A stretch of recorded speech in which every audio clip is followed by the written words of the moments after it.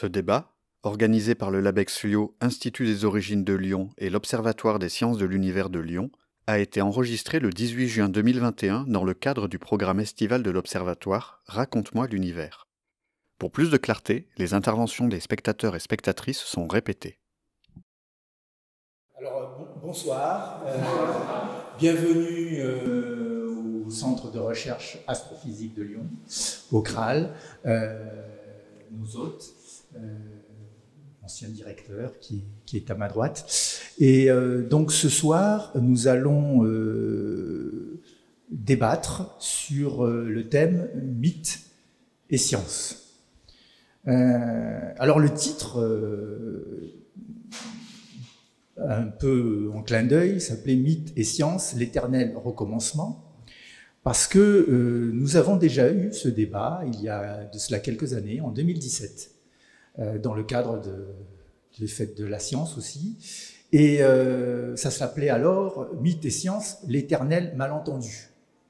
Alors, on s'est dit, si on ne va pas reprendre exactement le même titre, donc on a dit l'éternel recommencement, mais on reprend les mêmes personnes en fait.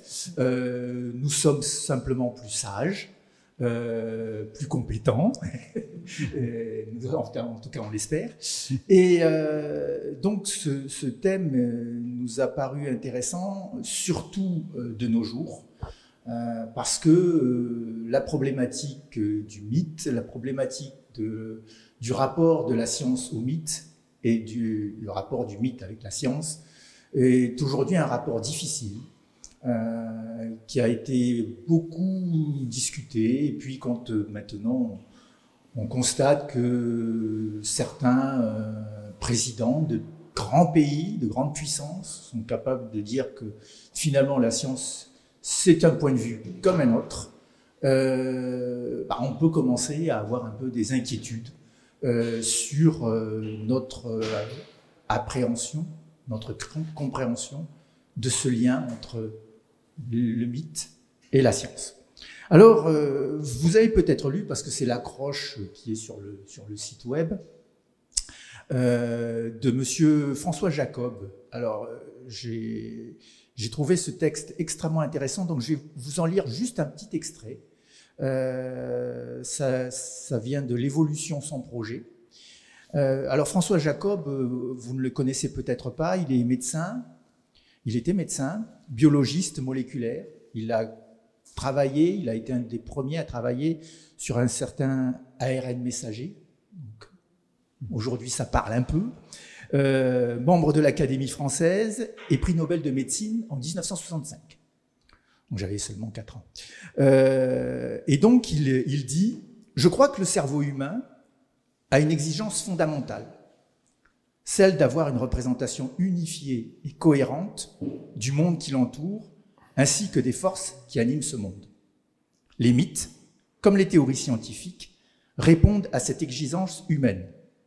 Dans tous les cas, et contrairement à ce qu'on pense souvent, il s'agit d'expliquer ce qu'on voit par ce qu'on ne voit pas.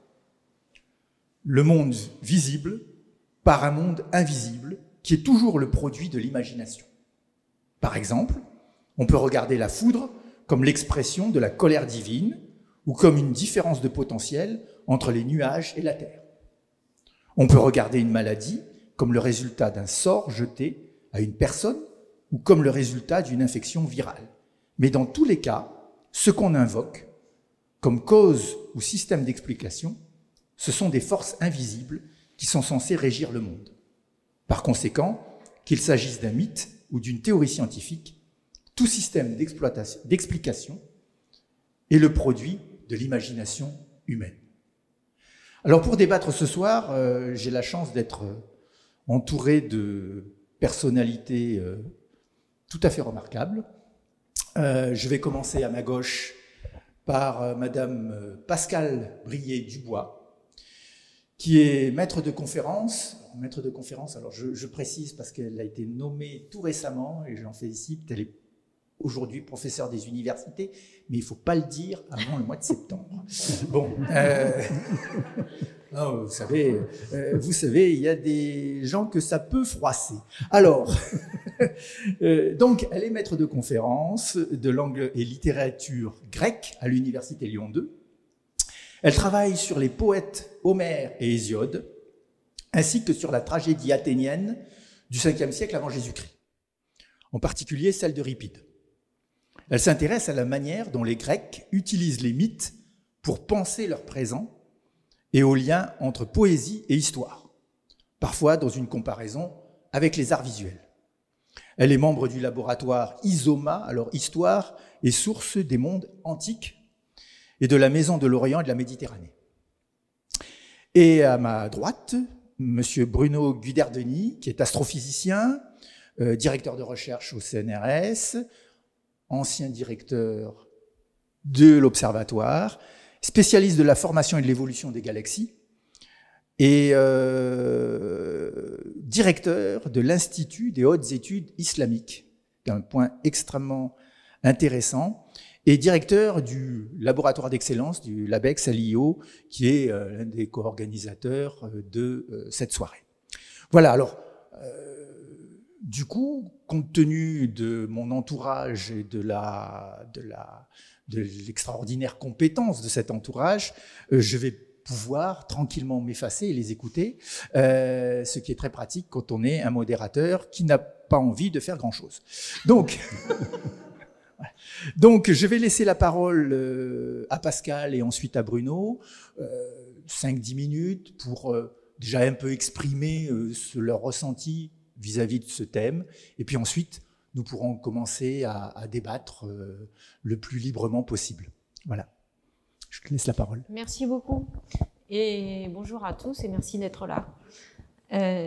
Alors, je vais peut-être commencer par un petit point de définition pour qu'on s'accorde sur ce dont on parle. Parce que la question, enfin, la manière dont on entend le mot mythe aujourd'hui, c'est souvent un discours qui se prétend vrai, mais qui en fait est faux. C'est-à-dire que dans le mot mythe, aujourd'hui, il y a souvent une tonalité, disons, de fausseté, d'erreur, de mensonge, éventuellement un peu embellie par le fait que c'est une belle histoire, mais en tout cas, il y a cette idée de rapport à la vérité et au mensonge. Or, quand on s'intéresse, donc comme je le fais, aux poètes les plus anciens de la Grèce, ou plus exactement à ceux dont nous avons gardé les textes, parce que bon, il y a beaucoup de choses qu'on a perdues, c'est-à-dire Homère et Hésiode en particulier, qui sont des réservoirs de mythes. En fait, quand on entend par mythe avant tout un récit, et un récit qui se déclare comme vrai. Et un récit qui va ensuite être considéré pendant des générations et des générations comme disant la vérité sur le passé ou sur l'explication de la nature par les Grecs. Donc, quand on parle de mythe dans mon domaine, c'est d'abord une dimension narrative, d'accord ? C'est un récit. Et c'est un récit dont le rapport à la vérité ne va être finalement posé comme étant mensonger qu'à partir du moment où il va se développer d'autres manières d'expliquer le monde. Mais tant qu'il n'y a que cette manière d'expliquer le monde, c'est considéré comme la vérité. Et ça va continuer à être considéré comme une forme de vérité pendant très longtemps. En fait, c'est une forme de vérité aussi longtemps que les gens croient... alors, c'est très compliqué de réfléchir à la croyance des Grecs et des anciens en général, mais tant qu'ils croient à l'existence de ces divinités invisibles, dont parlait François Jacob, qui gouverneraient le monde et qui agiraient pour expliquer tous les phénomènes, qu'ils soient humains, physiques, naturels, etc., etc. Et à partir du moment où on va essayer d'isoler l'explication des faits de la cause divine, on va voir apparaître d'autres types de discours qui, pour exister d'une certaine manière, vont dénoncer la fausseté de ce qu'on va commencer à appeler le mythe dans le sens où nous, on l'emploie aujourd'hui. Mais ce qui est important, je crois, c'est de bien se rendre compte que pendant très longtemps, et c'est lié au fait qu'on est dans des traditions orales et que donc la vérité se construit par l'oralité dans le récit, par les confrontations éventuellement de récits. Tant qu'on est dans cette oralité et qu'on ne peut pas vérifier les choses sur le passé lointain, eh bien, le mythe a une forme de vérité. À partir du moment où on va voir apparaître d'autres manières d'explorer le passé, en utilisant d'autres sources que simplement la tradition orale, eh bien, ces autres manières de dire la vérité vont commencer à dire « oui, mais dans les fables d'Homère, il y a du… » Alors, pour reprendre une traduction très bien trouvée, si vous voulez, du miteux, avec un Y, M-Y-T-H-E-U-X, si vous voulez. Du miteux, c'est-à-dire pour faire apparaître ce qu'il y a de péjoratif dans l'adjectif qui en grec est mutodes. Donc ça, c'est en particulier le premier historien, Thucydide, qui va dénoncer ce qu'il peut y avoir de mutodes, donc de miteux, chez les poètes. Mais il faut bien comprendre que quand il fait ça, c'est aussi parce qu'il veut donner de la valeur à son propre discours. Donc il entre dans une sorte de rivalité, concurrence, et l'enjeu va devenir la vérité, mais ça ne l'a pas toujours été.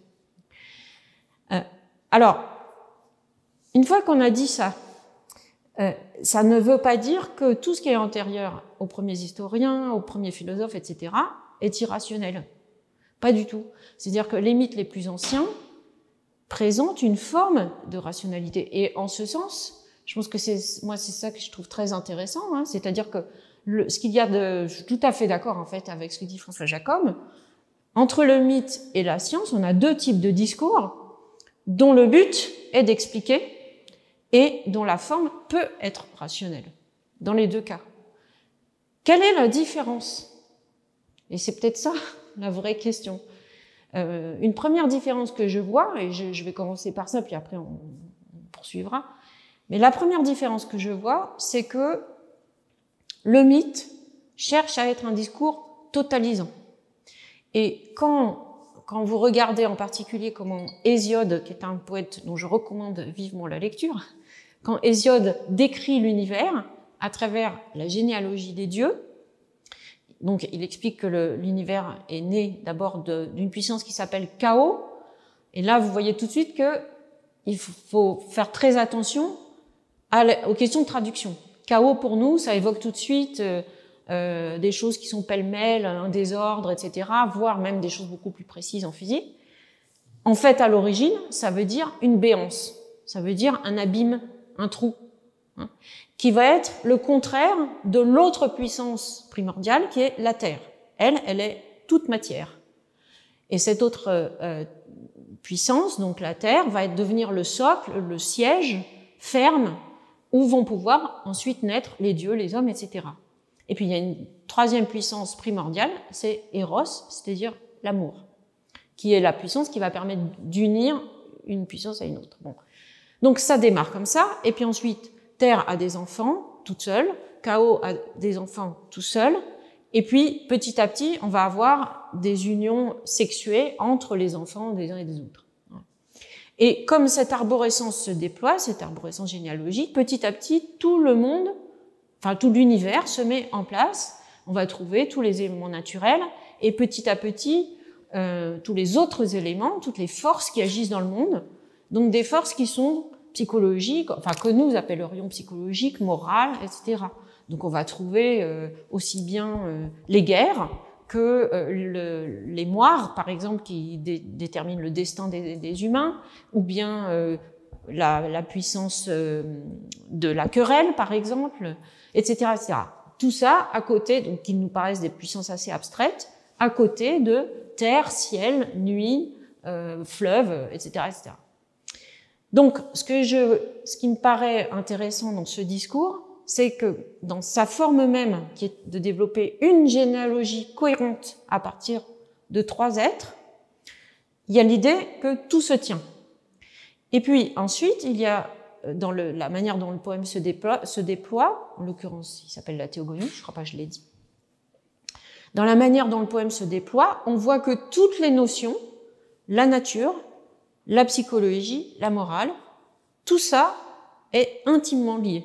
C'est-à-dire qu'il n'y a pas une puissance qui soit réservée à un seul domaine. Ce sont des puissances qui interagissent sans cesse, et donc le discours, son but, c'est finalement de présenter un univers où avoir un comportement moral et semer au bon moment, c'est la même chose. C'est-à-dire le rapport à la nature et le rapport à la morale sont dits avec des mots qui peuvent être les mêmes. Et ça veut dire quoi? Ça veut dire que dans cette poésie, on ne cherche pas à désambiguer le langage. Le langage peut avoir plusieurs valeurs, un mot peut avoir plusieurs valeurs, pour pouvoir, d'une certaine façon, être appliqué aussi bien au domaine du rapport à la nature qu'à la morale, qu'à la psychologie. Tandis que la science, et c'est la première distinction vraiment très importante que je vois, la manière dont fonctionne la science, elle consiste à désambiguer au maximum. C'est-à-dire faire en sorte que le vocabulaire qu'on utilise ne puisse recouvrir qu'un fait ou qu'un type de données. Il s'agit en fait de fabriquer un langage qui est le moins ambigu possible pour pouvoir ensuite construire des théorèmes, des lois, exprimer des lois dans ce langage d'une manière qui ne laisse pas la place, ou le moins de place possible, au flottement, au flou, à l'ambiguïté. Donc, pour moi, la première différence, c'est l'usage du langage, vous voulez. Et dans les deux cas, on cherche à explorer des phénomènes et à les expliquer, mais il y a un usage différent du langage, me semble-t-il. Je ne sais pas si... Oui. Alors, effectivement, le mythe et la science, ce sont deux efforts pour comprendre le monde. Il y a une centaine d'années, il y avait un discours dominant d'écriture héroïque de la science qui décrivait le monde comme un océan d'obscurantisme, illuminé par ce qu'on appelait à l'époque le miracle grec, c'est-à-dire l'irruption de la science avec des figures philosophiques et scientifiques comme Aristote, Euclide, Hippocrate, Ératosthène, Ptolémée. Alors là, on quitte la terre grecque pour aller dans le bassin méditerranéen avec la civilisation hellénistique, donc le miracle grec, suivi d'une longue période sombre, le Moyen-Âge, jusqu'à la Renaissance et le second miracle de l'Occident au XVe siècle, avec Copernic, Galilée, Newton et les autres. Alors, cette écriture héroïque de la science, qui était très prisée à la fin du XIXe siècle, au début du XXe siècle, par toute une série de penseurs plutôt positivistes et scientistes, cette écriture est remise en question maintenant et on pense beaucoup plus la science comme une continuité avec des révolutions.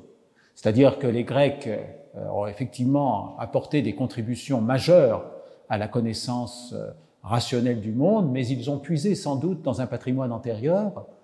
Bien sûr, on pense à l'Égypte, mais aussi à la Perse, à l'Inde. Et cette connaissance que les Grecs ont élaborée, elle a été récupérée à partir du califat abbasside, donc à la fin du 8e siècle, au début du 9e siècle de l'ère chrétienne, par ce qu'on appelle la civilisation arabo-musulmane, qui s'exprime en langue arabe et qui est en fait très interculturelle, interconfessionnelle, mais dans un contexte où la religion des califes, des dominants, des rois, c'est l'islam. Cette civilisation arabo-musulmane, elle a non seulement traduit les textes, mais elle a développé des connaissances pendant des siècles et des siècles. C'est de l'historiographie récente. Il y a beaucoup d'universitaires américains en particulier qui s'intéressent à cette question, jusqu'à passer le flambeau à l'Europe. Et maintenant, on sait que l'épicentre du développement de la science, il s'est déplacé vers les États-Unis et même maintenant peut-être vers l'Asie. Donc on a une écriture beaucoup plus dans une continuité, ce qui n'empêche pas évidemment qu'il y ait eu des ruptures à différents moments, des révolutions scientifiques un grand historien des sciences, Thomas Kuhn, a parlé dans les années 60, je crois 50-60, de la structure des révolutions scientifiques en montrant comment la science évoluait effectivement de double façon, à la fois de façon continue et aussi avec des ruptures quand il y a un changement total de vision du monde. Alors, parfois on oppose le mythos et le logos. Hein. Le logos, c'est la parole claire et articulée. Hein. C'est la désambiguation dont Pascal parlait tout à l'heure. Et un autre critère de la science tel qu'il a été élaboré au XXe siècle par les historiens et les philosophes des sciences, c'est la capacité que la science propose d'être mise en défaut.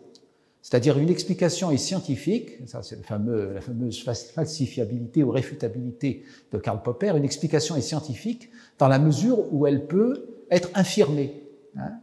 Elle fait des prédictions, puisqu'elle n'est pas ambiguë, justement comme le disait Pascal, elle fait des prédictions qui sont en principe claires, hein, et si ces prédictions ne se vérifient pas, eh bien l'énoncé scientifique, la théorie scientifique est considérée comme fausse. Et donc Karl Popper écrit un ouvrage majeur au siècle dernier qui s'appelle « La logique de la découverte scientifique », où il explique que c'est très difficile de dire qu'une théorie est vraie, hein, parce qu'une théorie scientifique peut être fausse quand elle est en contradiction avec les faits, hein, mais tant qu'elle n'est pas en contradiction avec les faits, son statut n'est pas vraiment celui de la vérité absolue, ce à quoi peut-être prétendent les mythes. Hein. Son statut est celui d'une théorie qui est corroborée par les faits. C'est-à-dire qu'elle est renforcée, corroborée, c'est un mot qui vient du latin, où il y a le mot force dedans, elle est renforcée par les faits, mais on ne peut pas dire qu'il s'agit d'une vérité définitive. Hein. Donc évidemment, parmi les connaissances que nous avons, c'est très important de savoir si nous disons quelque chose à propos de la science, hein, si c'est un énoncé scientifique, ou c'est un énoncé d'une autre nature. Alors il peut y avoir des choses d'une autre nature qui sont éminemment respectable. On a parlé de la poésie, on peut parler des religions, on peut parler d'autres disciplines, mais ce n'est pas de la science, parce que la science se met en défaut. It sticks its neck out, comme disent les anglo-saxons. Hein. Elle tend son cou pour se faire couper la tête si jamais elle est mise en défaut. Alors actuellement, la physique, par exemple, ce qui nous intéresse ici, est dominée par deux grandes théories. La relativité générale, d'une part, qui s'intéresse aux grandes échelles, aux grandes masses, aux grandes vitesses, et la physique quantique, d'autre part, qui s'intéresse aux toutes petites échelles. Ces deux théories, ça fait 100 ans qu'on essaie de les mettre en défaut, l'une et l'autre. Il y a des centaines d'expériences qui ont été de plus en plus poussées, qui ont été élaborées, et les théories, jusqu'à présent, n'ont jamais été mises en défaut, malgré tous les efforts des scientifiques pour les mettre en défaut. Donc ces théories sont pour l'instant corroborées par l'ensemble des faits. Mais ces théories sont incompatibles l'une avec l'autre. Elles n'ont pas le même domaine de validité, elles ne sont pas appliquées dans les mêmes circonstances, mais on sait que du point de vue conceptuel, elles ne sont pas compatibles l'une avec l'autre. Donc on se trouve dans une situation très curieuse dans laquelle on a des outils scientifiques qui n'ont jamais été aussi forts pour faire des prévisions, et en même temps on sait que le système global demandera à être réformé dans le cadre d'une révolution scientifique à venir, que tout le monde appelle de ses voeux. Ça fait des années qu'il y a des milliers de gens qui y travaillent dans le monde, et jusqu'à présent, on n'a pas réussi à mener à bien cette révolution scientifique. Alors c'est très important de voir cet aspect de la science, hein, la science, les théories scientifiques. Alors Pascal disait à juste titre, on dit les mythes maintenant, c'est vraiment minable. Un mythe, hein, d'ailleurs les jeunes disent, t'es mytho, voilà, tu fabriques des mythes. Non, les mythes c'est noble. Les mythes, l'humanité a été construite sur des mythes. Hein. Et d'ailleurs, on a encore des mythes, on pourra revenir peut-être là-dessus dans la seconde partie du débat. Il y a des nouveaux mythes qui sont là. Hein. Il y a des mythes modernes, hein. Il n'y a pas simplement les mythes anciens. Mais aussi, quand on dit ce n'est qu'une théorie scientifique, ça aussi c'est parfois péjoratif. Hein. Mais une théorie scientifique, c'est plus qu'une opinion. Hein, parce qu'il y a eu ce travail de désambiguation, il y a eu ce travail de mise en cohérence, et surtout, il y a ce risque qui est pris par les théories scientifiques pour être soit infirmé par les faits, soit en sursis, en quelque sorte, corroboré par les faits. Donc, parfois je dis à mes étudiants, une théorie c'est beaucoup plus qu'une opinion, mais c'est peut-être moins que la vérité absolue. Désolé, hein, la vérité absolue, je ne sais pas si on arrivera à la connaître un jour, mais en tout cas c'est beaucoup plus qu'une opinion. Donc on ne peut pas rejeter les théories d'un revers de main en disant « oh, ce n'est qu'une théorie », pas plus qu'on ne peut, à mon avis, rejeter les mythes en disant « ce ne sont que des mythes ». Voilà, il faut aborder ces deux dimensions de la connaissance humaine de façon sérieuse. Un dernier point avant de revenir sur le débat, de relancer le débat. Dans le texte de François Jacob, il y a cette comparaison entre le mythe et la science en disant voilà, on explique le visible par l'invisible. Et il y a actuellement un grand débat au sein de la philosophie des sciences entre ceux qu'on appelle les réalistes et ceux qu'on appelle les antiréalistes. Alors, évidemment, on explique le monde par toute une série d'entités mathématiques, en particulier la physique, hein, toute une série d'entités mathématiques, comme par exemple les champs. Hein, donc il y a un champ électromagnétique dans cette salle, hein, c'est le support de la propagation de la lumière. Il y a un champ gravitationnel hein, qui est créé par la Terre. Ces champs, autrefois, on pensait qu'ils existaient. Hein. Les réalistes pensent qu'ils existent. Et les antiréalistes pensent que ce sont des outils pratiques pour faire des prévisions, mais ils ne se prononcent pas sur leur existence. Ce sont des espèces d'outils mathématiques, il y a même des gens qui diraient des trucs. Moi, j'ai entendu un physicien éminent faire un exposé de physique quantique en disant c'est un truc, it's a trick, c'est un truc, voilà. C'est un truc pour partir d'une situation contrôler d'un certain nombre de faits et en dériver d'autres faits qui peuvent être vérifiés, qui peuvent être constatés. Et alors, c'est intéressant de voir que, alors qu'au siècle dernier, la science, c'était du solide et les entités scientifiques, c'était vraiment la force de Newton, le champ magnétique, etc., le champ électrique, c'était vraiment du solide et les mythes étaient relégués à un statut d'irréalité, en quelque sorte. Et actuellement, il y a un débat très sérieux au sein des philosophes des sciences pour savoir si les entités qui sont invoquées par la physique, en particulier, ont une existence réelle, c'est-à-dire quelque chose qui existe, qui s'appelle le champ électromagnétique, ou bien c'est simplement un outil que les physiciens utilisent pour faire des prédictions. Donc, vous voyez, on est dans un dialogue entre mythe et science qui est beaucoup plus complexe que ce qu'on pouvait imaginer, par exemple, à la fin du XIXe siècle, avec des grandes figures positivistes comme Ernest Renan, qui balayait les mythes, évidemment, d'un revers de main dédaigneux. Et c'est ça qui est intéressant aujourd'hui. Je vous avais prévenu, hein. Donc, le débat est lancé. Pour que ce soit le plus intéressant possible, je pense que le plus simple, c'est d'interagir le plus directement possible. Donc, poser des questions. Pour peut-être, si les personnes les entendent mal ou pour des raisons d'enregistrement, peut-être je serai amené à les répéter. Mais je dirais, la parole circule.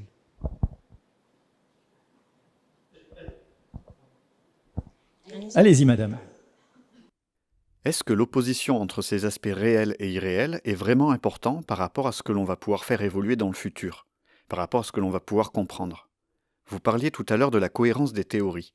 Est-ce que le fait de se dire « ce ne sont que des théories, pas des faits » ne permet pas d'avoir une approche plus lointaine et un angle différent pour pouvoir continuer à progresser ? C'est exactement le cœur du débat entre les réalistes et les antiréalistes. Exactement ce que vous dites. Évidemment, on a des outils qui n'ont jamais été aussi puissants pour faire des prévisions dans tous les domaines. Et en même temps, on sait que ces outils ne sont pas tous compatibles les uns avec les autres, mais même si on arrivait à rendre tous ces outils compatibles les uns avec les autres dans le cadre d'une théorie générale, eh bien, se poserait toujours la question de la réalité des outils qu'on met en œuvre. Alors, évidemment, le discours des antiréalistes consiste à dire « Pourquoi vous vous embêtez à faire de la métaphysique, à vous poser la question de la réalité des choses, alors que finalement, nous avons tout ce qu'il faut pour faire des applications technologiques, développer la société, etc. » Quant aux réalistes, eux, ils disent, mais comment pouvez-vous vous satisfaire de ces trucs, de ces outils, parce que quand même, il y a des régularités dans le monde, ça marche à tous les coups. Comment ça se fait que ça marche à tous les coups? Qu'est-ce qu'il y a derrière les apparences pour que ces outils qui ont été inventés par l'esprit humain marchent à tous les coups? Donc, il y a quelque chose qui doit exister indépendamment de l'esprit humain qui conçoit ces outils. Et les deux positions sont inconciliables. Les gens discutent depuis des années et des années. Il y a un grand antiréaliste qui s'appelle Bas van Fraassen, qui est historien des sciences d'origine néerlandaise, mais travaillant aux États-Unis, qui a écrit un livre très fameux sur l'antiréalisme. Et à la fin, il se dit que finalement, peut-être que sa position est en train d'évoluer et qu'il pourrait, si on le poussait un petit peu, basculer dans le réalisme.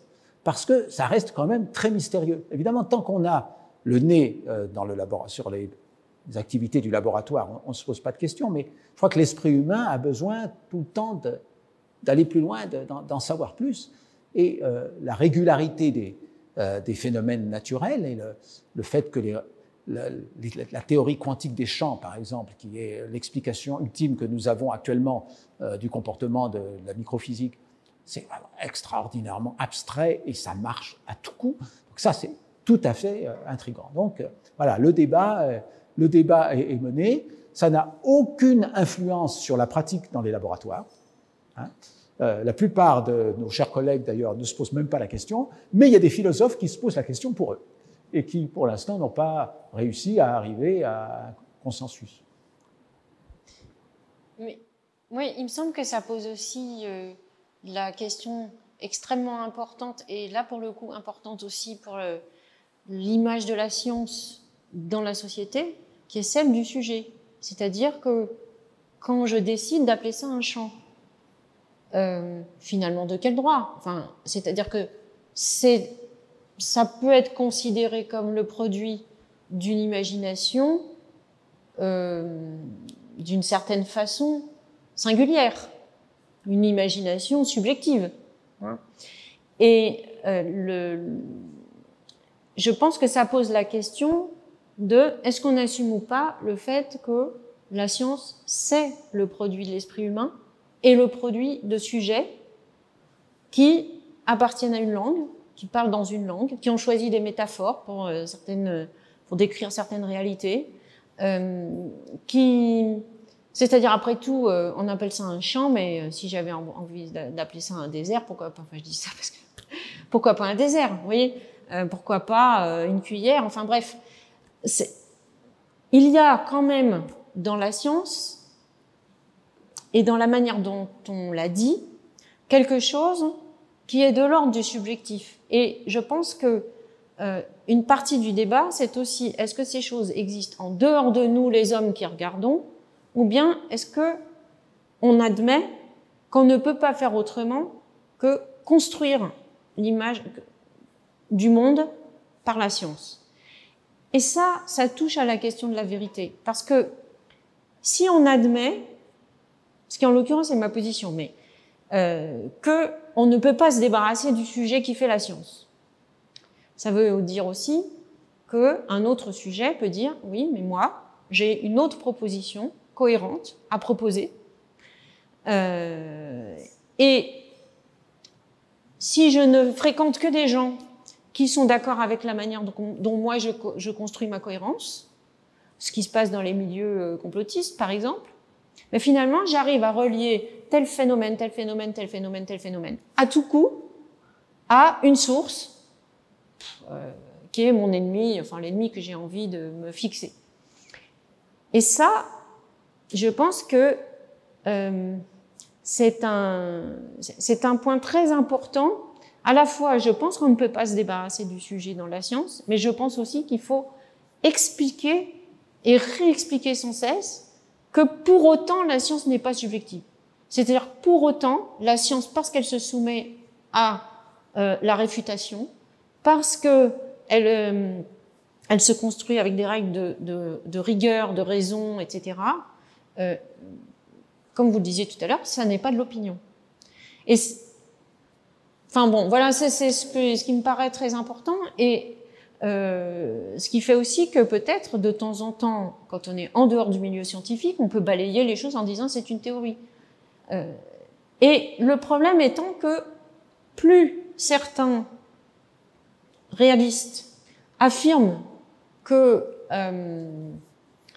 les champs, par exemple, sont vrais et sont réels, plus exactement, sont réels, existent, plus on peut leur opposer « oui, mais je ne les vois pas »,« oui, mais je ne les constate pas »,« oui, mais tous ces trucs qu'on ne voit pas, au bout d'un certain moment, ça fait trop ». Donc là, il y a, je pense, quelque chose de très important pour le lien entre la science et le reste de la société. Oui, juste un mot peut-être pour rebondir. Je pense qu'on vise davantage une intersubjectivité qu'une objectivité, c'est-à-dire un accord de la grande majorité des scientifiques. Et souvent, les gens qui sont extérieurs aux communautés scientifiques ont du mal à comprendre comment la connaissance progresse par le consensus scientifique. On l'a vu récemment avec la pandémie. Dans toute communauté scientifique, il y a un avis majoritaire et il y a des voix minoritaires. Ces voix minoritaires doivent exister parce que toutes les pistes doivent être explorées. Une partie de ces voix minoritaires reste en opposition avec la majorité très longtemps. Et certains diront trop longtemps. On a vu ça avec des figures bien connues du sud de la France, qui a systématiquement dit le contraire de ce qu'était l'opinion majoritaire des scientifiques sur le sujet. Et vu de l'extérieur, on a beaucoup de mal à comprendre ce que dit la science. Parce que s'il y a monsieur X qui dit blanc et monsieur Y qui dit noir de la même façon à la télévision, même temps de parole, il n'y a plus de science. Il n'y a plus que des opinions différentes. En revanche, il faut comprendre qu'il y a une opinion majoritaire qui fait l'objet du consensus du moment, consensus qui peut évoluer, et puis il y a des opinions minoritaires qui ont le droit d'exister, qui doivent exister parce que d'autres pistes doivent être poursuivies, et il y a aussi, parmi ces opinions minoritaires, une minorité dans la minorité de gens qui persistent au-delà du raisonnable à défendre des théories qui s'opposent à la théorie de la majorité. Par exemple, en astronomie, c'était classique, il y a la théorie du Big Bang, par exemple, donc, qui est apparue dans les années 1930. Il y a une autre théorie qui s'est imposée vis-à-vis du Big Bang, qui est la théorie dite de l'état stationnaire. Ces deux théories ont été au coude à coude pendant plus de 30 ans. En 1965, il y a eu une expérience très importante, détection du fond diffus cosmologique, qui a vraiment renforcé la position de la théorie du Big Bang. Les défenseurs de la théorie de l'état stationnaire ont fait des modifications dans leur modèle pour essayer de reproduire les observations. Et certains n'ont pas cessé de faire des modifications, ce qui fait qu'il y a encore des gens, actuellement, au sein du monde de l'astrophysique, des gens tout à fait éminents et respectables, qui ont des titres universitaires, etc., qui continuent à dire « le Big Bang, je n'y crois pas ». Mais ça représente une toute petite fraction de la communauté scientifique, et l'immense majorité des scientifiques, des astrophysiciens, va tenir le discours suivant: la théorie du Big Bang est la seule théorie dont nous disposons qui permet de rendre compte des observations que nous faisons. Voilà. Et il y a quand même des gens encore qui ont des titres universitaires, des positions universitaires, etc., qui vont dire la théorie du Big Bang, moi je n'y crois pas. Et ça, c'est très difficile quand on est à l'extérieur des communautés scientifiques de comprendre ce qu'est la voix majoritaire ou la voix du consensus et ce qu'est la voix d'une toute petite minorité, une voix qui parfois est tout à fait discordante.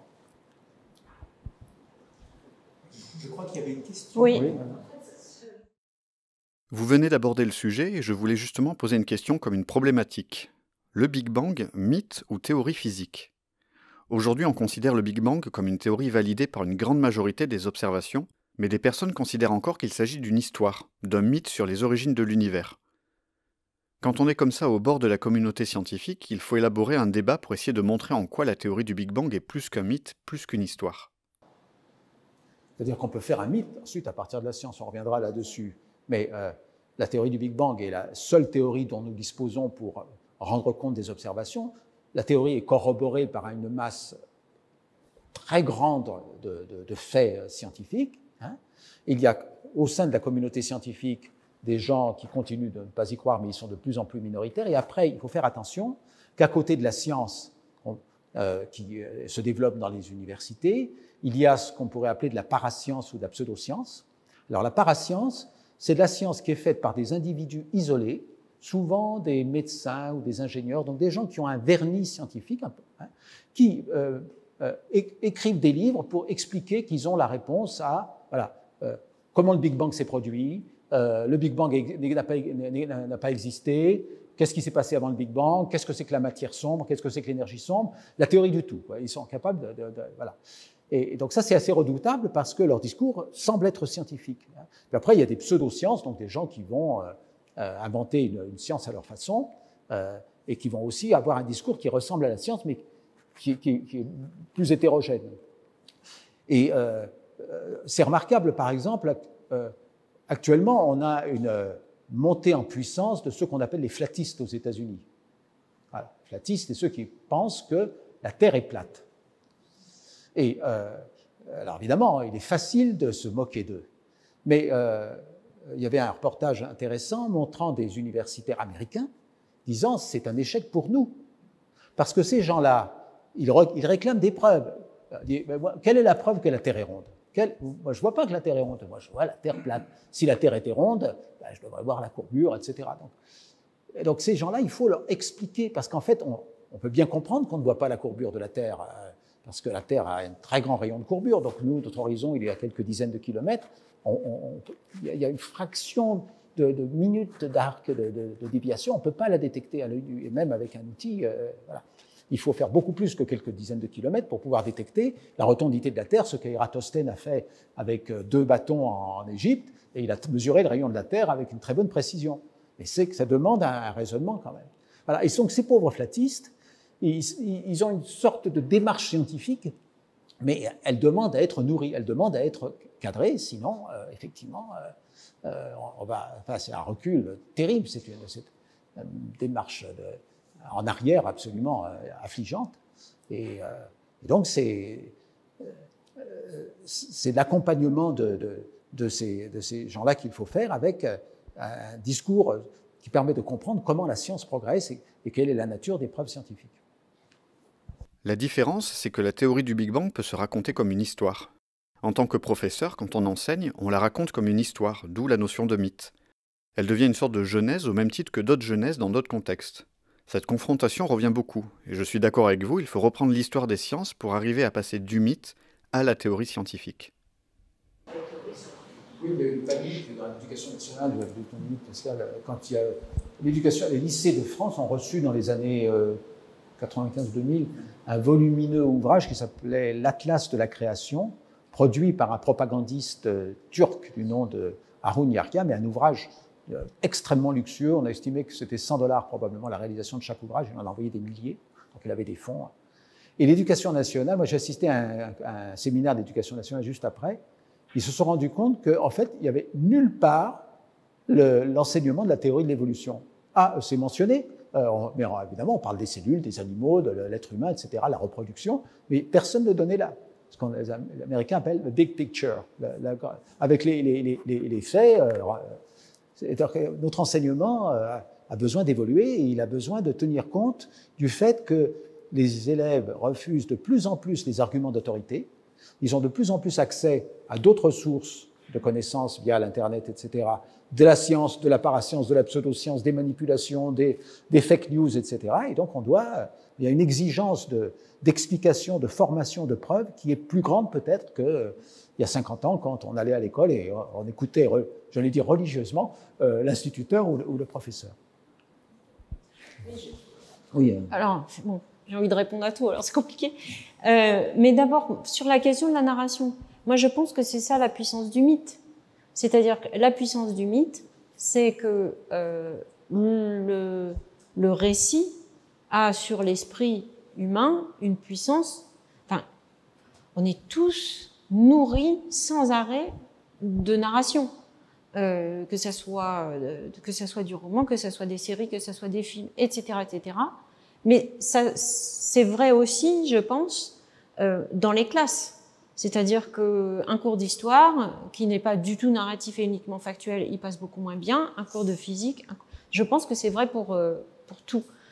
Et ce qui est intéressant, c'est que Platon, par exemple, qui avait comme objectif quand même de faire arriver ses étudiants à des notions extrêmement complexes, considérait que le mythe, c'était du ressort des enfants et des vieilles dames. C'est comme ça. Des enfants et des vieilles dames. Et il n'empêche qu'il en a inventé lui-même. Pour pouvoir amener les auditeurs de Socrate à entrer dans certaines complexités de la pensée, etc. Donc, c'est un outil, la narration, qui a été récupéré, en fait, ensuite, par des discours plus rationalistes qui pouvaient même condamner le mythe. Maintenant, l'aspect intéressant dans les mythes des poètes qui précédaient la période donc du soi-disant miracle grec, enfin donc avant le 5e siècle avant Jésus-Christ, chez ces poètes, ce qui est très intéressant, c'est que en fait le mythe est toujours contrôlé par un auditoire. Il y a quelqu'un qui raconte, mais il y a aussi un auditoire qui s'attend à entendre certaines choses, qui est extrêmement expert à repérer où sont les déviations par rapport à ce qu'il connaît, aux versions qu'il connaît. Et on est dans un monde où, en fait, les récits peuvent être contradictoires, ça ne gêne personne. Ce qui est intéressant pour l'auditeur, c'est d'entendre différentes manières de raconter une même histoire connue. Et c'est à la fois de l'ordre du plaisir, donc on va goûter le plaisir d'entendre dire que l'univers s'est formé comme ci, ou que les dieux sont organisés comme ça. Mais il y a aussi l'idée que cette pluralité, elle permet différentes manières de penser.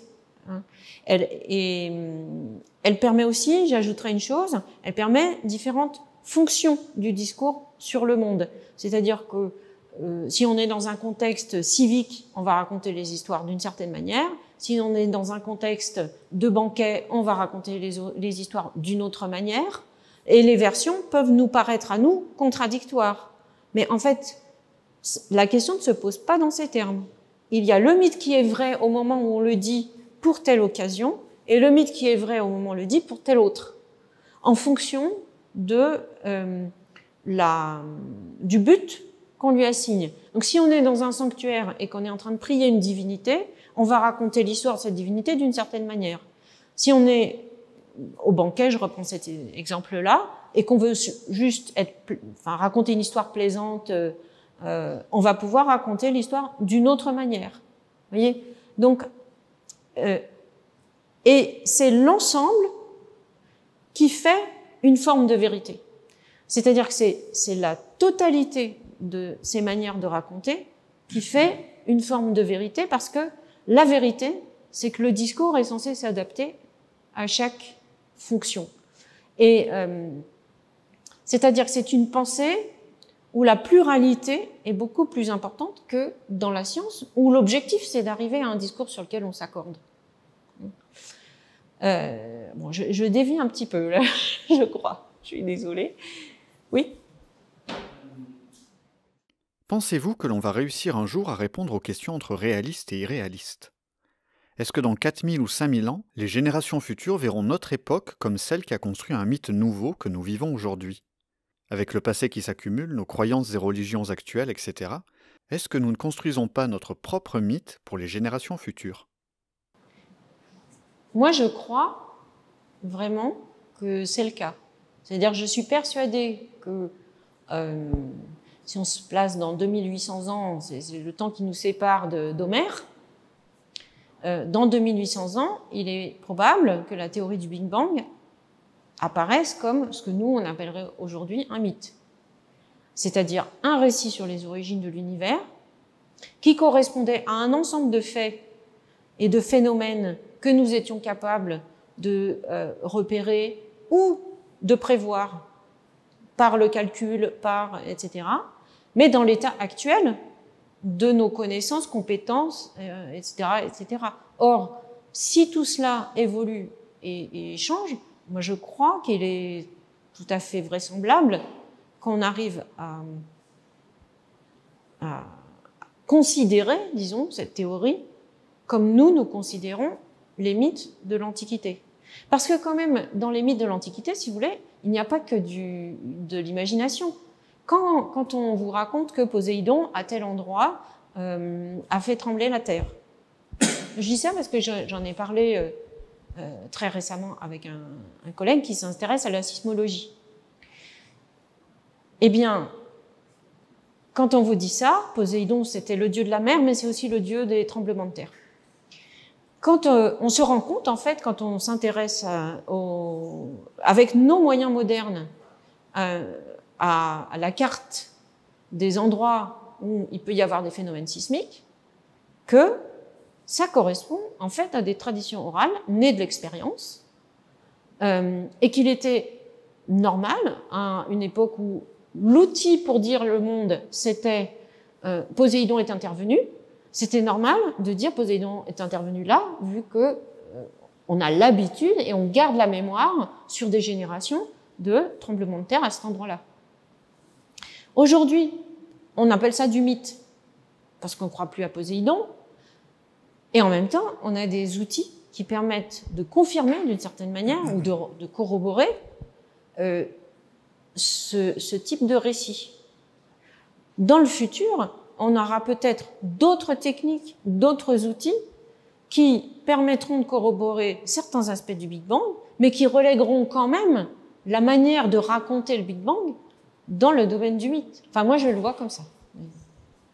Oui, la science a eu énormément de succès au cours des dernières décennies, hein, mais elle fait face aussi à des énigmes qui sont très sérieuses et dont on ne sait pas a priori si on arrivera un jour à avoir la solution. Hein. Il y a au moins 3 de ces énigmes que vous connaissez. La première, c'est l'origine de la matière, effectivement. Le Big Bang a lieu à partir d'une matière préexistante, puisqu'on ne peut pas penser en science l'apparition de quelque chose à partir du néant. Donc il y a forcément quelque chose, une sorte de chaos, entre guillemets, de soupe de particules élémentaires. Enfin, d'où cela vient-il? Cette matière a toujours été là. Voilà. Qu'est-ce que c'est que cette matière? Donc ça, est-ce qu'on saura un jour? Parce qu'il faut aller avant le Big Bang. Donc ça, c'est une première énigme dont on ne sait pas si on pourra la résoudre un jour. Le deuxième énigme, c'est l'origine de la vie. Hein. La vie semble, telle que nous la connaissons, c'est un ajustement de processus physico-chimiques extrêmement complexes. Est-ce qu'on arrivera à comprendre comment c'est apparu et à la modifier, la fabriquer, etc. Et le troisième énigme, c'est celle de la conscience. Actuellement, on ne sait pas ce qu'est la conscience. La conscience, dans le schéma des neurosciences majoritaires, la conscience ne sert strictement à rien. C'est un épiphénomène, comme on dit. Parce que, voilà, vous sentez une croissance, active le bulbe olfactif, le cerveau, du coup, ça déclenche un réflexe appris dans l'enfance que quand ça sent bon, ça déclenche la faim, donc ça met un flux nerveux vers la main et vous saisissez le croissant que vous apportez à votre bouche. Si on est conçu comme des machines, la conscience ne sert strictement à rien. Et pourtant, la conscience est là et nous avons tous le sentiment d'être conscients. Donc on ne sait pas comment la conscience est apparue, pourquoi elle est apparue, est-ce qu'elle provoque un avantage évolutif? On ne sait pas. Donc il y a ces 3 grandes énigmes. Si un jour on arrive à les résoudre, effectivement, ce qu'on connaît actuellement paraîtra tout à fait mineur par rapport au gigantesque panorama que la science permettra d'explorer à ce moment-là. Est-ce qu'on arrivera à les résoudre, ces énigmes? En fait, c'est une grande question, on ne sait pas. Il y a des gens qui pensent que certaines énigmes sont trop fondamentales pour être résolues par la science, et ces gens-là ne désespèrent pas de la science, simplement, voilà. On n'a aucune garantie d'être capable de comprendre l'ensemble de la réalité à partir de notre intelligence. C'est une position de principe, c'est même disent certains, un acte de foi. Un acte de foi. Voilà, donc effectivement, dans quelques centaines d'années ou dans quelques millénaires, on aura sans doute un regard totalement différent sur nos connaissances actuelles. J'ajouterais bien une énigme, moi, qui est la naissance de l'art. Parce que c'est quelque chose qui est de l'ordre du complètement gratuit. Ou alors, si on veut, pas seulement l'art, mais tout ce que l'homme fait et qui est absolument gratuit et qui n'est pas lié à la préservation de l'espèce, pas lié à sa survie, pas lié à... il me semble que ça aussi, c'est un mystère oui. Infini. Oui. En fait, c'est coordonné. Oui, pardon, Pascal. Oui, non, mais je voulais oui, passer à autre chose, sinon. Bon, l'Homo sapiens a 200 000 ans, 220 000 ans, peut-être maintenant 300 000 ans, on trouve des Homo sapiens primitifs au Maroc. Pendant des millénaires et des millénaires, des dizaines de milliers d'années, l'Homo sapiens a utilisé des outils extrêmement rudimentaires comme son cousin le Néandertal. Et il y a 40 000 ans, il y a ce que les historiens américains appellent le Great Leap Forward, le grand bond en avant. Alors, ce n'est pas le maoïsme, hein, c'est le grand bond en avant de l'humanité qui se met à inventer l'art. Donc, on a les grottes, Lascaux, tout ça. On sait que l'humanité avait des bateaux à ce moment-là parce que l'humanité est arrivée en Nouvelle-Guinée et en Australie en traversant des troits de mer et en fait, il y avait des bateaux et les côtes n'étaient pas visibles depuis le continent, donc il a fallu partir à l'aventure sur des bateaux. Donc on pense que le langage existait à ce moment-là parce qu'on ne peut pas imaginer des navigateurs sans le langage. Donc il y a toute une série de progrès qui ont été faits à ce moment-là et on ne sait pas pourquoi. Voilà, c'est un grand mystère. Alors on peut toujours dire que c'est un miracle, hein, ça veut dire qu'en fait on n'a pas d'explication, mais c'est très énigmatique de penser que ce primate, l'Homo sapiens, qui, à un moment donné, a inventé l'art, a inventé le langage, a inventé la navigation, voilà, et des outils de plus en plus sophistiqués, et s'est mis à ce moment-là à coloniser la Terre entière. Voilà, ça, c'est très, très énigmatique. Il y avait une autre chose que je voulais... Oui, je voulais juste revenir sur l'idée du chaos, parce que je trouve ça très intéressant que les scientifiques, les physiciens aient du mal à imaginer effectivement, donc hein, c'est l'idée que rien ne se perd, rien ne se crée, donc il fallait bien qu'il y ait de la matière avant le Big Bang, et donc cette idée que le chaos c'est de la matière. Dans le texte dont je vous parlais tout à l'heure, le chaos, quand on regarde qui sont les enfants de chaos, par exemple. Hein. En fait, dans ce poème, ce qui est très intéressant, c'est que vous avez des entités qui vont avoir des enfants et les enfants vont en fait préciser quelle est la nature du parent. Un exemple très très simple pour comprendre, ciel va ensuite se dissocier en plusieurs aspects du ciel, dont un fils qui s'appelle Astraios, le ciel étoilé, et Astraios va être le père des étoiles individuelles. Vous voyez, ça marche comme ça. Bon, ça c'est simple. Et chaos, quand on regarde quelles sont les puissances auxquelles chaos donne naissance, en fait, ce sont des puissances souvent invisibles, donc immatérielles, des puissances qui, dans la vie humaine et la nature, créent la confusion ou facilitent la confusion. Donc, la nuit, par exemple, hein, les brumes, des choses comme ça. Et quand on regarde dans d'autres textes, où est-ce qu'on emploie ce mot de chaos, ou bien où on voit apparaître ces forces qui sont nées de chaos, en fait, on se rend compte que c'est, au niveau de la conscience humaine, le petit moment où, si vous voulez, on ne sait pas encore ce qui va se passer, mais ensuite il se passe quelque chose. C'est le moment de confusion où les êtres humains sont perdus dans la brume avant de trouver la voie pour naviguer vers leur destination, ou bien ça va être le moment où ils ne savent pas quoi penser avant de prendre une décision. Vous voyez, ce genre de choses. Et chaos, finalement, c'est l'avant-formation de quelque chose de cohérent. C'est l'avant...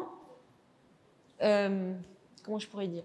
Une fois, c'est tout ce que j'avais trouvé comme métaphore, excusez-moi, mais avec mes étudiants, je leur disais, c'est comme quand vous êtes sur la pente de ski et c'est le petit moment où vous lancez dans le vide. Vous voyez, vous n'êtes pas encore les deux skis à plat sur la pente, vous n'êtes pas encore en train de, voilà, et vous n'êtes plus tout à fait en équilibre. C'est ce moment où en fait quelque chose va advenir parce que, voilà, vous allez ensuite toucher la matière, si je puis dire.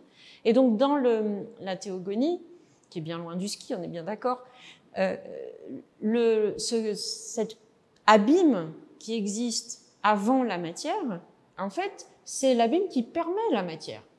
C'est-à-dire qu'il faut qu'il y ait cette ouverture, en ouverture du poème, pour qu'il puisse y avoir à la fois le discours sur l'univers, l'apparition de la matière.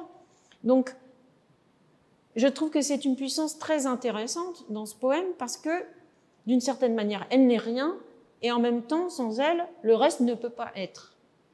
Et c'est une représentation que le mythe permet, mais qui est beaucoup plus compliquée, je pense, à penser pour la science.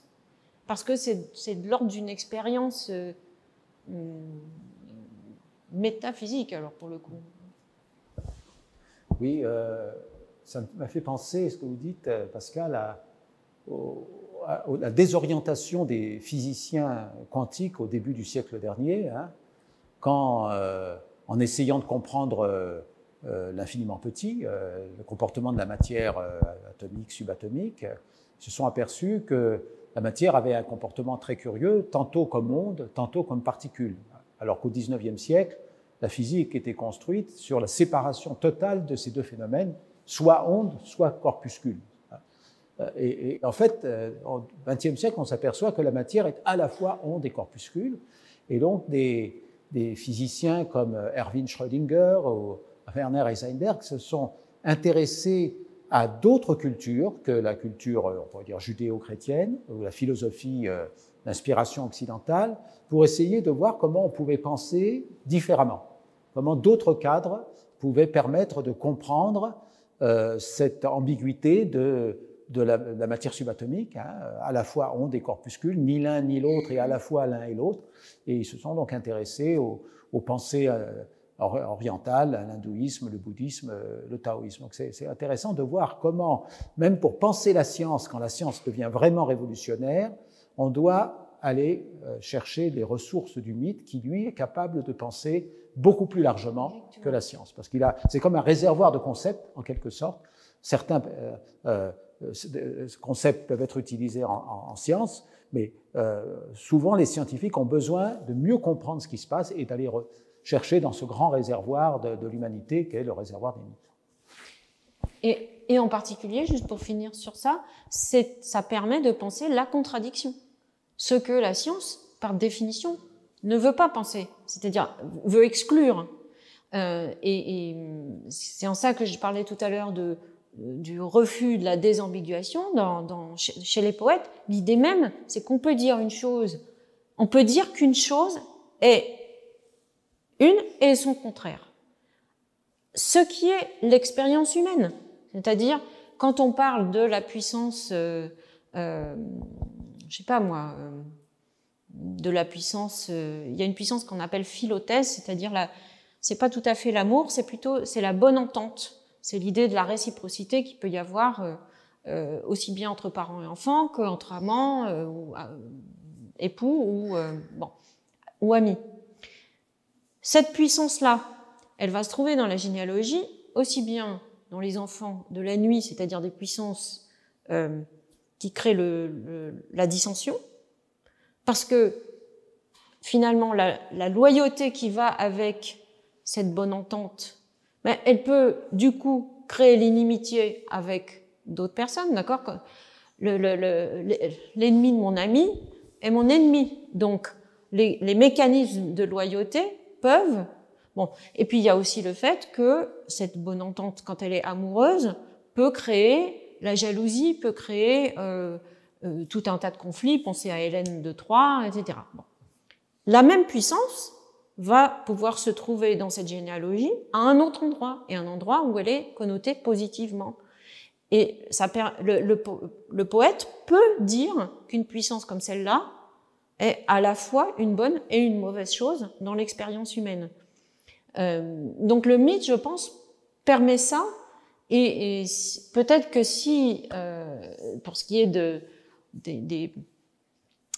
cette physique subatomique, peut-être que si on est allé chercher dans le mythe, c'est aussi parce que le mythe permet de penser la contradiction. A-t-on une idée de ce qui peut pousser des personnes à ne pas croire aux découvertes scientifiques ? Je pense à l'opposition qu'a rencontrée Galilée ou aux platistes que vous évoquiez tout à l'heure. Pourquoi une partie de l'humanité n'adhère pas au progrès de la science ? Pensez-vous qu'il y a un moyen de refaire passer ces personnes un peu obtuses du mythe à la réalité ? Parfois, ce sont même des gens avec un niveau d'études élevé. Qu'est-ce qui est derrière ce phénomène ? Est-ce une attitude humaine ? Est-ce à cause de la société ? Oui, il y a au moins, je pense qu'il y a au moins plusieurs aspects dans ce que vous dites. C'est très important, effectivement, parce que la science doit de plus en plus informer les décisions des politiques, hein, et on se rend compte qu'il y a des forces très importantes contre ça. Alors, il y a un aspect psychologique, sans doute, qui fait qu'on n'aime pas les vérités qui nous dérangent. Notre intelligence est faite d'une telle façon qu'on reconnaît dans notre environnement les choses qui renforcent nos croyances, notre savoir, plutôt que les choses qui ont tendance à infirmer nos croyances ou notre savoir. C'est-à-dire qu'on reconnaît, c'est de la cognition, c'est des processus de cognition, on reconnaît les motifs déjà connus dans l'environnement et on a du mal à assimiler des motifs nouveaux qui nous paraissent contraires à ce qu'on sait. Donc il y a une résistance cognitive au changement. Donc ça, c'est un fait. Après, du point de vue de l'histoire des sciences, le fameux Thomas Kuhn dont on parlait tout à l'heure, il a décrit justement la structure des révolutions scientifiques, parce que la science avance dans une période de science normale, tout va bien, les gens calculent dans les laboratoires, ils utilisent leurs recettes, les recettes marchent très bien.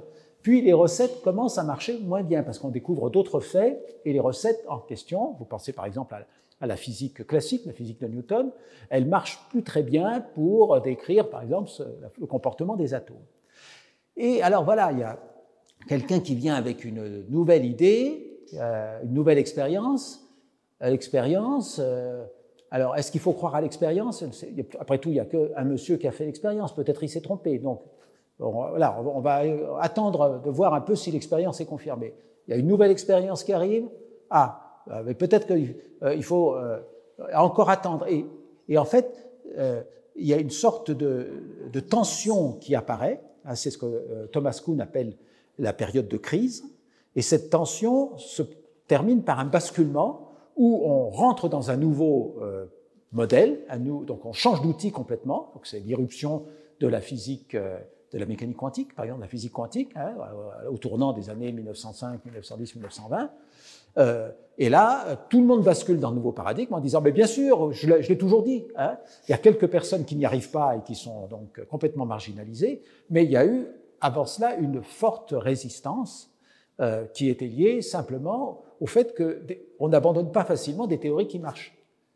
C'est-à-dire que si vous avez 1000 expériences qui ont marché et si quelqu'un vient avec une 1001e expérience disant « ah ben votre truc ne marche pas », on va lui dire hey, « t'as vu les 1000 expériences derrière toi, donc calme-toi, refais ton calcul ». Et donc plus, alors 1001, 1002, 1003, alors les expériences se succèdent, alors on va dire 10 expériences comptent, 1000 pour, puis après 20, 30, 50, 100, à un moment donné ça bascule. Et c'est ce processus qui est décrit par Thomas Kuhn. Alors évidemment, il y a une troisième raison qui est malheureusement, qui n'est pas ni d'ordre cognitif, ni d'ordre de la sociologie des sciences, c'est le fait qu'il y a des lobbies de toute nature que les vérités scientifiques dérangent. Voilà. Le réchauffement climatique, ça dérange des gens. Et il y a beaucoup d'autres vérités scientifiques. Quand je dis vérité scientifique, vous avez compris qu'il y a des guillemets, parce que c'est le consensus scientifique. Et ça, c'est malheureusement, ce sont des ennemis contre lesquels la science a toujours dû lutter. On se dit maintenant, ça y est, c'est merveilleux, la science s'est séparée de l'Église, l'affaire Galilée, etc. Mais en fait, les lobbies auxquels la science est confrontée sont aussi puissants qu'à l'époque de Galilée, et peut-être même plus. Et ce sont des lobbies économiques, politiques, etc., idéologiques.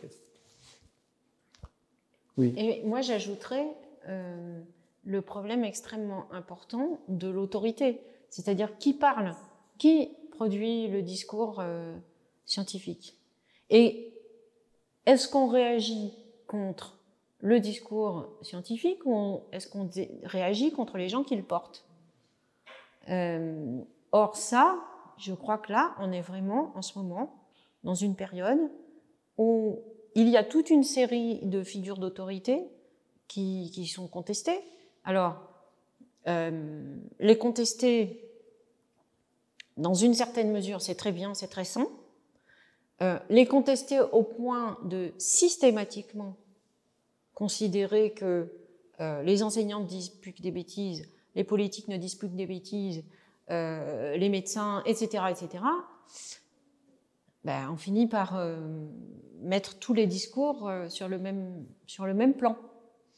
Et quand je dis ça, c'est pas pour défendre du tout le discours d'une caste. Évidemment, moi, universitaire, quand je dis ça, j'ai l'air de dire respecter mon autorité. Non, moi, je crois que notre devoir à nous est d'expliquer, et le devoir des enseignants, c'est d'expliquer que il faut qu'il y ait des espaces protégés où les opinions puissent s'exprimer, où ensuite on puisse les soumettre à la réfutation ou à la corroboration, et ensuite on puisse décider qu'il y en a qui valent plus que d'autres. Voilà. Et en acceptant que que la parole que nous on porte doit s'accompagner de preuves, se soumettre à la réfutation, etc., etc. C'est-à-dire que, et le problème, je pense que c'est qu'on a abusé de l'argument d'autorité parfois, en disant il y a du réchauffement climatique, c'est comme ça et c'est pas autrement. Les gens qui n'y croient pas sont des imbéciles qui ne comprennent rien à rien, mal éduqués, etc., et qui sont purement concentrés sur le fait qu'ils ne veulent pas trier leurs déchets. Enfin, vous voyez, c'est le genre de choses qu'on entend. C'est pas ça le problème. Le problème, c'est est-ce que la figure d'autorité laisse la place à l'interlocuteur pour que cet interlocuteur exprime son opinion et ensuite il y ait débat et démonstration que peut-être l'opinion de l'interlocuteur est moins éclairée. Moi, je crois que là, on a vraiment une crise un peu globale du débat, en fait, et de l'éducation au débat, en fait. Moi, je le vois comme ça. Je crois qu'il faut à la fois continuer à délivrer des savoirs, parce que je ne crois pas du tout à certaines manières d'enseigner qui consistent à dire à un enfant de 5e, tu vas inventer la physique. Non, un enfant de 5e ne peut pas réinventer la physique. Il peut faire des expériences, constater certaines choses, etc. Et il faut qu'un enseignant ensuite lui explique précisément les choses invisibles qu'il n'est pas capable, ou en tout cas pas, pour lesquelles il n'a pas les outils, qui ne peut pas, à cet âge-là, et avec son savoir, construire. Bon. Donc, je ne crois pas du tout qu'il faut perdurer dans cette manière de dire tous les enfants doivent réinventer la science. En revanche, leur expliquer en leur laissant la parole que ce qu'ils croient être vrai sur la nature peut être réfuté, ça, je crois que c'est important. Ça me paraît important. Je pense qu'on touche vraiment à une problématique qui, je pense, est liée en grande partie au langage aussi. Parce que on a un problème, ça a été d'ailleurs, si vous l'avez constaté dans les deux introductions, il y a un problème, c'est avec le mot vérité. Je crois que tant qu'on gardera... je ne sais pas si dans cette pièce, un seul d'entre nous est capable de définir ce qu'est la vérité. Je pense qu'étant tous différents, on en a tous une conception différente.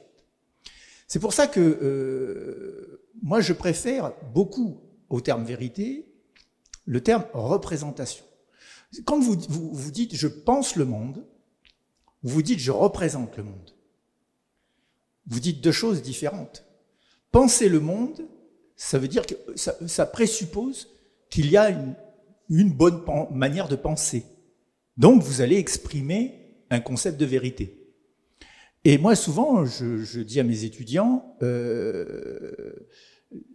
laissez la vérité aux philosophes.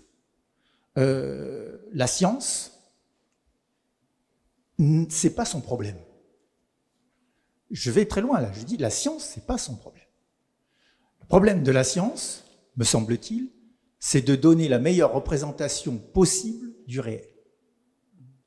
La meilleure représentation possible du réel. Alors, encore faut-il bien sûr arriver à définir le réel. Mais c'est déjà un peu... Et meilleur. Mais vous voyez que meilleure représentation possible. C'est-à-dire qu'en gros, on ne peut pas faire grand-chose. Hein, mais dans meilleure représentation possible du réel, souvent je donne un exemple à mes étudiants. Je dis, vous prenez une des personnes de la salle et vous faites une photographie avec un smartphone. Et puis, vous faites une photographie chez un photographe professionnel qui a des éclairages, qui a des choses, etc. Et vous faites un portrait de la personne avec un peintre. Les trois vous représentent, aucun n'est vous. Donc, lequel est vrai? Aucun. En dehors de vous, aucun n'est vrai. Vous ne faites que des représentations. Et si on admet, avec un peu de modestie, que nous ne sommes capables que de représenter le monde, et on oublie un petit peu ce côté vrai.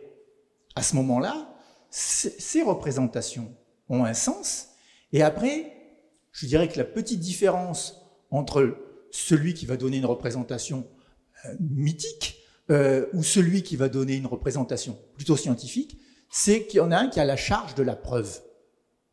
Au sens, alors là je vais utiliser un sens un peu tribunal, c'est-à-dire que vous pouvez affirmer ce que vous voulez, mais à un moment donné, il faut le prouver.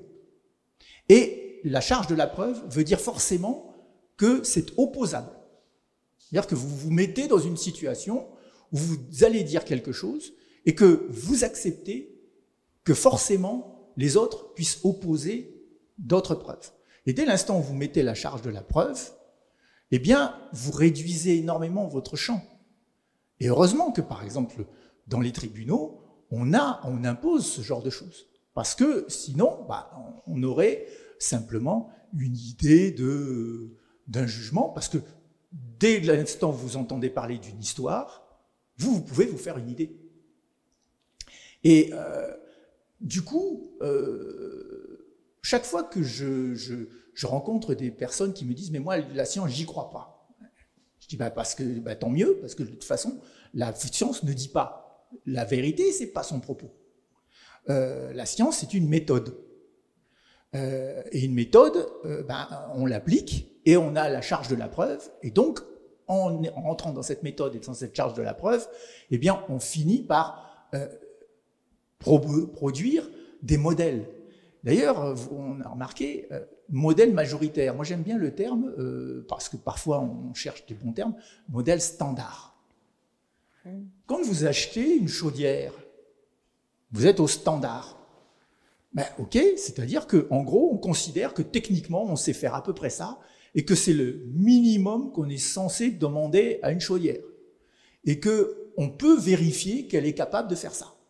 Et que, en gros, le modèle standard ne veut pas dire que vous n'avez pas mieux, Mais ça vous dit que vous avez des choses qui sont moins bien au sens standard, c'est que je peux démontrer que ça ne marche pas. En gros, c'est comme quand vous définissez une loi. En physique, par exemple, on parle bien de loi. Et on utilise beaucoup de termes législatifs, hein, d'ailleurs. On parle de loi. Bon, est-ce qu'une loi peut être vraie? Ça n'a pas de sens. Qu'une loi, c'est une proposition d'un système. Comment on prouve comment on vérifie qu'une loi est bonne? On ne peut pas dire aussi plus que telle ou telle loi, elle est bonne ou mauvaise. Donc qu'est-ce qu'on fait? On la confronte au réel. Là, on fait de l'expérimentation. Et quand l'expérimentation, et généralement l'expérimentation, elle n'est pas binaire, elle ne vous donne pas, ça marche 100%. Vous allez rencontrer des choses qui vont fonctionner, d'autres moins bien. Et après, c'est en gros le fonctionnement majoritaire qui va dire, eh bien, globalement, après l'application de cette loi, c'est mieux qu'avant. Bon. Donc, après, on a un processus législatif pour décider d'appliquer cette loi. Eh bien, quelque part, quand Galilée ou quand Newton a proposé une loi, il ne pouvait pas, une loi, ça ne se démontre pas. Il ne peut pas dire, ça, c'est vrai.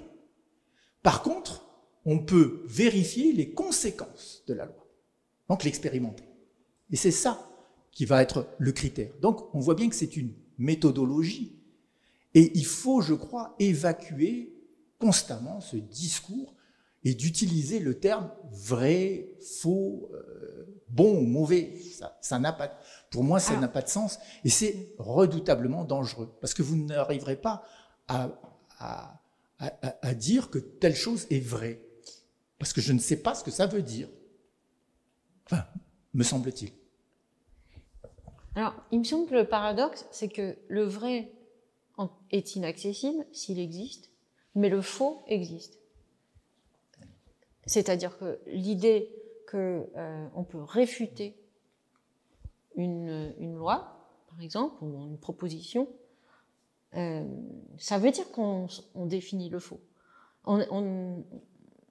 Et je pense que ça, c'est ce qui est peut-être parfois difficile à admettre ou à expliquer, parce que les gens préféreraient positivement qu'on leur dise « ça, c'est le vrai ».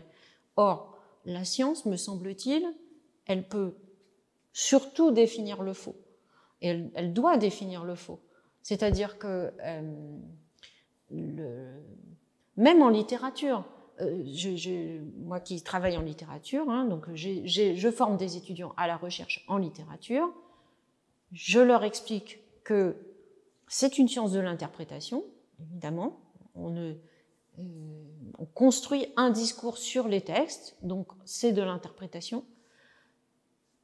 Il n'empêche que c'est une forme scientifique du discours sur les textes parce qu'il est gouverné par la rigueur, par la rationalité et par le fait qu'on peut déterminer ce qui est faux. Et comment on détermine ce qui est faux? C'est quand ça entre en contradiction avec le texte, qu'on peut justement trouver des preuves de la fausseté. Le problème, c'est plutôt les preuves de la vérité. Et sans doute que ce qui rend le discours sur le réchauffement climatique difficile à faire passer, c'est que fournir les preuves de la vérité, c'est très complexe, c'est très difficile. Il suffit pas de dire qu'il fait chaud l'été, parce qu'il va y avoir des gens qui vont vous répondre « il a toujours fait chaud l'été ». Mais en revanche, être capable de montrer que certaines choses sont fausses, ça, c'est notre responsabilité, je crois, et ça, on peut le faire beaucoup plus facilement. Sauf qu'on ne satisfait pas un besoin psychologique aussi, je pense, hein, qui est que la réponse soit positive et pas négative. De la même façon que la suspension du jugement dans la science, c'est de bonnes méthodes. Quand il y a des moments où on ne peut pas savoir et on doit suspendre son jugement et simplement dire mais le résultat de mon expérience, c'est que je ne peux pas savoir. Ça, c'est pratiquement inaudible en dehors des milieux scientifiques. Donc, je pense qu'il y a ces effets-là font que certains discours scientifiques ne peuvent pas être entendus facilement en dehors d'une communauté qui est finalement habituée et éduquée dans ce sens-là, à penser surtout par rapport au faux et par rapport à la suspension, au doute, quoi. Je pense beaucoup que ce qu'on a appelé le siècle des Lumières, on a, parce qu'il y avait une forme de conviction, on a voulu remplacer des dogmes par d'autres. Ça a été, je crois, l'erreur primordiale des scientifiques. Ça a été à un moment donné de vouloir boxer dans la même catégorie. On ne lutte pas contre un dogme par un autre. Et parce qu'on a utilisé les mêmes termes. On a dit non, mais ça, tout ce qui est dogmatique, religieux, etc., tout ça, nous, on va vous dire le vrai, la vérité. Et parce qu'on a joué sur les mêmes mots, on a joué sur les mêmes valeurs, entre guillemets, eh bien, on s'est exposé, évidemment, à vouloir remplacer un dogme par un autre. Et c'est pour ça que moi, j'aurais tendance à dire, arrêtons avec cette guéguerre de vouloir prétendre dire le vrai. C'est pas notre intérêt et c'est pas notre propos. Puis il faut reconnaître aussi une chose, c'est que la connaissance scientifique nous a amené beaucoup de nouvelles idées totalement contre-intuitives. Et ça, vous pouvez toujours opposer, mais le bon sens, voyons. C'est évident que on a tous un ressenti, on a tous, voilà. Et le bon sens. Alors, et ça, le bon sens, bien sûr, c'est toujours bien, mais il y a énormément de choses que l'on a découvertes, la physique quantique en particulier, qui est totalement contre-intuitive. Notre pensée a du mal à l'accepter. Et pourtant, il y a eu, chaque fois qu'on s'est opposé à elle, eh bien on est tombé, on s'est retrouvé avec la charge de la preuve. Mais qu'est-ce qu'on fait du contre-intuitif?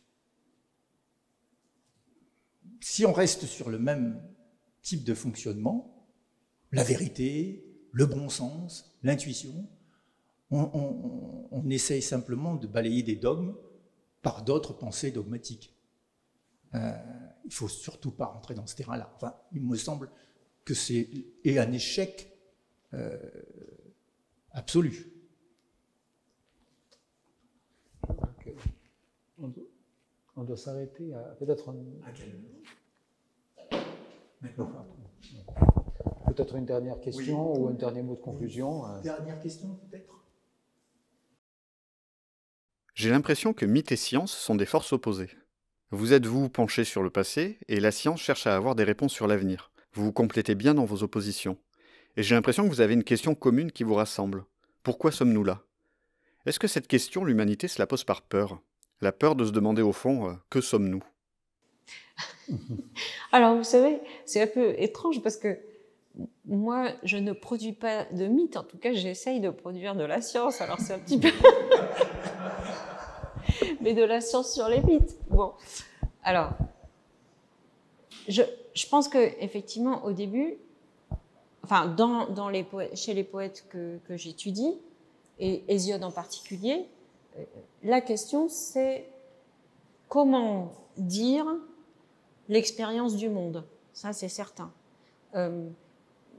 Comment on est arrivé, nous, espèce humaine, là? Pas tellement, parce que c'est un sujet qui est remarquablement absent de ce poème, La Théogonie, qui pourtant raconte la naissance de tout l'univers.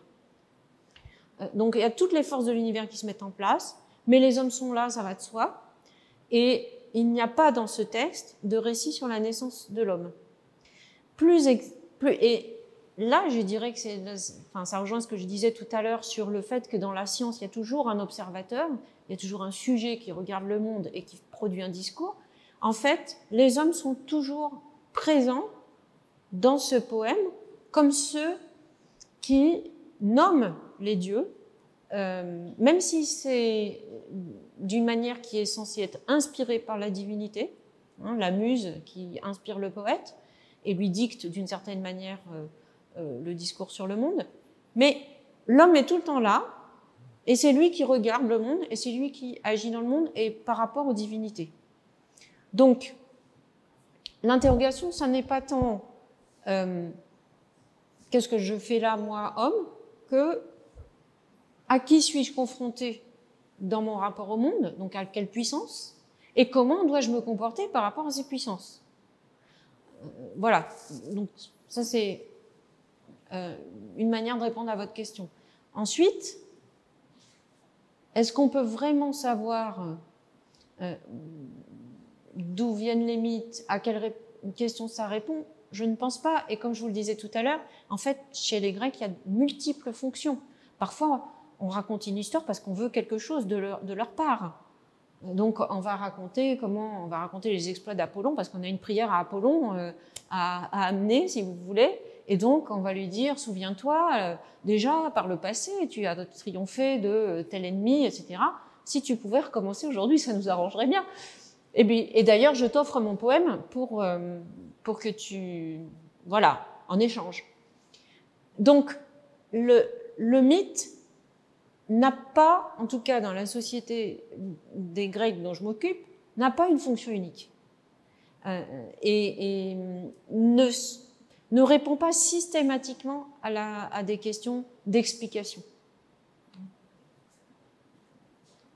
Voilà. Voilà, donc le mot de la fin. C'est ça. Non, le mot de la fin, c'est oui. Donc, on a bien insisté sur l'importance de concevoir à la fois les mythes et la science comme des représentations. Effectivement, la notion de vérité s'est un petit peu perdue dans les sables de l'histoire. Maintenant, je crois qu'au XXIe siècle, l'humanité est quand même confrontée à des défis inédits. L'impact que nous avons sur la nature, on a parlé du climat, mais on pourrait parler de la biodiversité, le fait qu'on envoie plein de produits toxiques dans l'air, dans la mer, dans la terre, etc. Ça va nous obliger à prendre des décisions collectives au niveau de la planète. Et le problème que nous avons, c'est justement la fragmentation des vérités, la fragmentation du fait que tu as ta vérité, j'ai ma vérité, il n'y a pas de vérité. Et donc, on a du mal à avancer ensemble. Alors, on a eu l'épisode de Trump, mais alors, il y a les Occidentaux d'un côté, il y a ensuite les Chinois qui voient les choses d'une autre façon, et on est à la recherche d'un modèle d'unité pour prendre des décisions qui doivent être prises. Et c'est ça le grand défi. Alors, on n'a plus les mythes partagés, il n'y a pas de mythe planétaire, et même la science est contestée parce que la science est assujettie à des intérêts politiques et économiques, et surtout économiques. Et c'est le grand problème. Parce que il ne faut pas croire que les Trump et ses amis soient des imbéciles s'ils affectent de ne pas croire au réchauffement climatique. Effectivement, il y a le stade, ça n'existe pas. Puis après, c'est pas d'origine humaine. Mais la question ensuite, c'est comment on va pouvoir faire de l'argent avec ça. C'est ça le problème. Comment on va pouvoir faire de l'argent avec ça. Et ces lobbies-là sont un frein énorme au changement positif pour l'essentiel de l'humanité. Et donc, malheureusement, la science n'est plus une force totalement, n'est pas une force très puissante pour dessiner le monde actuellement. On a dit aussi, il y avait un article de Sylvestre Huet récemment sur le fait que tous les chefs de tous les organismes de recherche sont nommés par le gouvernement actuel, comme par les gouvernements passés, pour des raisons politiques. Ce sont des gens qui sont censés appliquer les politiques qui sont conçues par les hommes politiques. Ces gens-là sont soumis aux politiques et n'ont pas assez de légitimité pour taper du poing sur la table, par exemple en janvier 2020, en disant « il faut des masques ». Il y a une épidémie terrible, il faut des masques. Moi, j'ai reçu en janvier 2020 donc avant l'épidémie, un rapport qui a été fait par des gens de l'ENS, ici à Lyon, qui décrivait tout ce qui se passe en cas d'épidémie avec un virus respiratoire nouveau. Tout était déjà écrit. Et en même temps, il y a la ministre de la Santé qui va être candidate, il y a le président de la République qui dit il ne faut pas arrêter de vivre, enfin, des incohérences totales. Parce que les voix des scientifiques ont été affaiblies. À force évidemment de fake news et de critiques de la science, les voix des scientifiques ont été affaiblies. Et les voix ne portent plus. Je suis frappé, pour terminer, je ne veux pas faire la morale trop, même si c'est ma tendance naturelle, vous avez compris. Ce que je suis frappé, je lis les articles scientifiques de mes collègues climatologues. Alors on a dit l'objectivité, on en parlait, Pascal en parlait, voilà, il n'y a pas d'objectivité. Effectivement, je suis frappé de voir qu'à la fin des articles scientifiques, il y a des appels à l'action. C'est incroyable de la part d'un scientifique ou d'une équipe de scientifiques qui écrit un article scientifique, neutre, normalement, objectif. Il faut absolument agir, les gouvernants de tous les pays doivent absolument prendre des mesures radicales dans les années à venir, sinon l'évolution va être catastrophique, etc. Les articles se terminent comme ça. Est-ce que ça provoque du changement? Pas du tout. C'est ça qui est terrible. Donc, ce ne sont ni les mythes, ni la science, malheureusement, qui semblent diriger le monde actuellement. Ou alors, il n'y en a qu'un, le mythe, c'est faire de l'argent. C'est le profit. Et c'est la main du profit qui, malheureusement, conduit le monde sans que plus personne n'y puisse quoi que ce soit. Et ça, c'est assez problématique. Donc, je pense qu'il faut vraiment, en tant que citoyen, essayer de redonner à la science la voie qu'elle devrait être pour informer les décisions des politiques. Parce que sinon, on va à la catastrophe. Et on n'a pas beaucoup de temps pour cela. Les gens du GIEC et les autres, c'est 10 ans, 20 ans, 30 ans. C'est très, très court. C'est très, très court à l'échelle de nos sociétés. Et donc, il faut absolument que les scientifiques puissent faire entendre leur voix et surtout quand il s'agit d'avertissements aussi forts que ceux qu'on a entendus ces dernières années à propos du réchauffement climatique ou des pandémies, pour prendre un exemple récent. Voilà, fini la morale. Ce sera le mot de la fin. Je remercie Pascal et Bruno pour leurs interventions. Je vous remercie pour votre présence et vos questions. Il y a une soirée d'observation, oui, je crois que le ciel va être assez clément, qui est prévue à 20h.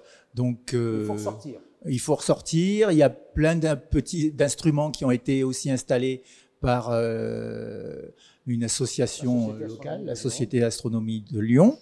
Et je remercie aussi le CRAL et le LABEX de nous avoir permis de faire ce débat. Et je vous souhaite une excellente soirée. Merci à vous.